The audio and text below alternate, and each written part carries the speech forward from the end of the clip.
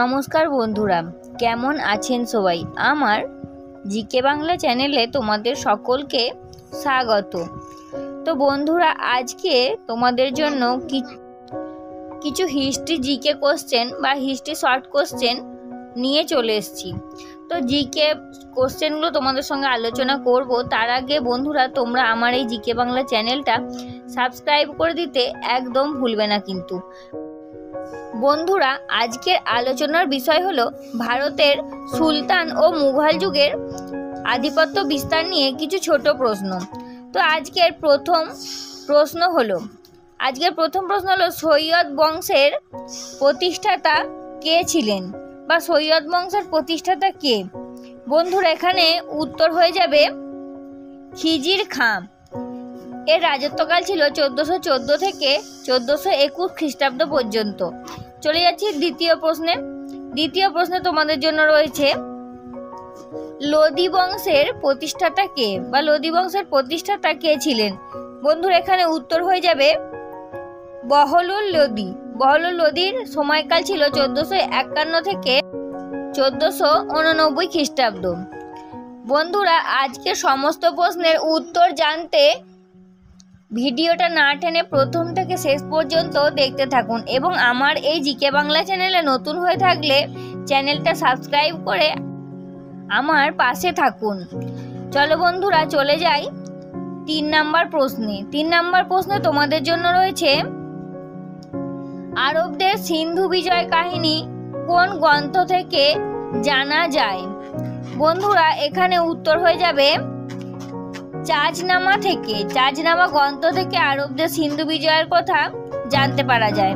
চলে যাচ্ছি 4 নাম্বার প্রশ্নে তোমাদের জন্য এখানে রয়েছে অল বিরুনি কে ছিলেন? বন্ধুরা, জানা থাকলে কমেন্ট করে জানাও। এখানে উত্তর হয়ে যাবে মধ্য এশিয়ার এক খ্যাতনামা পণ্ডিত ও তৎকালীন একজন দার্শনিকও ছিলেন। চলে যাচ্ছি 5 নাম্বার প্রশ্নে তোমাদের জন্য রয়েছে দিল্লির প্রথম মহিলা শাসক কে ছিলেন? বন্ধুরা, এখানে উত্তর হয়ে যাবে সুলতানা রাজিয়া ছিলেন দিল্লির প্রথম মহিলা শাসক। চলে যাচ্ছি 6 নাম্বার প্রশ্নে তোমাদের জন্য এখানে রয়েছে খলজি বংশের প্রতিষ্ঠাতা কে ছিলেন? বন্ধুরা, এখানে উত্তর হয়ে যাবে জালালউদ্দিন খলজি ছিলেন খলজি বংশের প্রতিষ্ঠাতা। চলে যাচ্ছি 7 নাম্বার প্রশ্নে তোমাদের জন্য এখানে রয়েছে কাকে খামখেয়ালি রাজা বলা হতো? অনেকেরই উত্তর জানা আছে। বন্ধুরা, এখানে উত্তরটা হয়ে যাবে মোহাম্মদ বিন তুগলককে খামখেয়ালি রাজা বলা হতো। চলে যাচ্ছি 8 নাম্বার প্রশ্নে তোমাদের জন্য এখানে রয়েছে তৈমুর লং কোন বছর ভারত আক্রমণ করেন? এখানে উত্তর হয়ে যাবে 1389 থেকে 99 খ্রিস্টাব্দ। নাসির উদ্দিন মাহমুদ সাহেবের সময়ে তিনি ভারত আক্রমণ করেন। চলে যাচ্ছি 9 নাম্বার প্রশ্নে তোমাদের জন্য এখানে রয়েছে লোদি বংশের শেষ সুলতান কে ছিলেন? উত্তর জানা থাকলে অবশ্যই কমেন্ট করো। এখানে উত্তর হয়ে যাবে ইব্রাহিম লোদি ছিলেন লোদি বংশের শেষ সুলতান। চলে যাচ্ছি 10 নাম্বার প্রশ্নে তোমাদের জন্য এখানে রয়েছে ভারতে মুঘল বংশের প্রতিষ্ঠাতা কে? উত্তর অনেকেরই জানা, উত্তর অবশ্যই কমেন্ট করো। এখানে উত্তর হয়ে যাবে বাবর ছিলেন মুঘল বংশের প্রতিষ্ঠাতা। চলে যাচ্ছি পরবর্তী প্রশ্ন অর্থাৎ 11 নম্বর প্রশ্নে তোমাদের জন্য রয়েছে মালিক কাফুর কে ছিলেন বা মালিক কাফুর কে? বন্ধুরা, এখানে উত্তর হয়ে যাবে আলাউদ্দিন এর সেনাপতি, দক্ষিণ ভারত অভিযানের একজন নায়ক। বন্ধুরা, চলে যাচ্ছি 12 নম্বর প্রশ্নে তোমাদের জন্য রয়েছে আইন-ই আকবরী কে রচনা করেন? আইন-ই আকবরী কে রচনা করেন? উত্তর জানা থাকলে অবশ্যই কমেন্ট করো। এখানে উত্তর হয়ে যাবে আবুল ফজল। আবুল ফজলের রচিত আইন-ই আকবরী।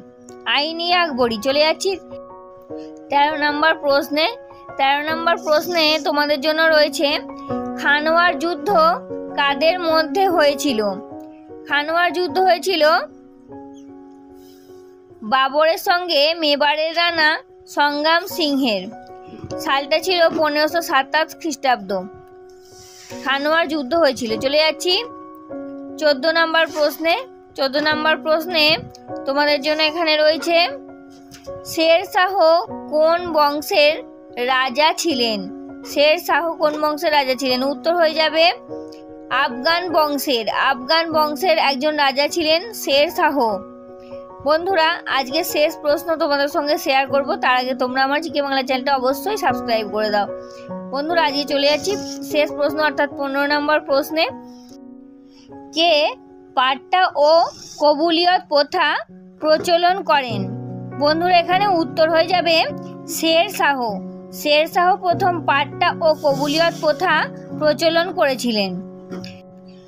বন্ধুরা, আজকের হিস্ট্রি আলোচনা আমি এখানেই শেষ করছি। আজকের হিস্ট্রি আলোচনা তোমাদের কেমন লাগলো তোমরা কিন্তু অবশ্যই আমাকে কমেন্টে জানাবে। আর এই ধরনের নতুন নতুন হিস্ট্রি, জিকে বা যে কোনো জিকে প্রশ্নের উত্তর জানতে বা আমার ভিডিওটা যদি ভালো লাগে এই ধরনের আরও ভিডিও পেতে তোমরা কিন্তু আমার এই জিকে বাংলা চ্যানেলটা সাবস্ক্রাইব করে দিতে একদম ভুলো না বন্ধুরা।